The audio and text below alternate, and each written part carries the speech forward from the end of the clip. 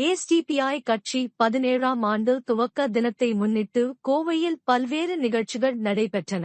இதன் ஒரு பகுதியாக தொண்டாமுத்தூர் தெற்கு தொகுதி சார்பாக கோவை அரசு மருத்துவக் கல்லூரி மருத்துவமனைக்கு உயிர் காக்கும் உதிரம் வழங்கும் நிகழ்ச்சி கோவை குனியமுத்தூர் பகுதியில் உள்ள தாஜுல் இஸ்லாம் பள்ளி மண்டபத்தில் நடைபெற்றது. முன்னதாக நிகழ்ச்சி துவக்க விழா தொண்டாமுத்தூர் தெற்கு தொகுதி தலைவர் நாசர் தலைமையில் நடைபெற்றது.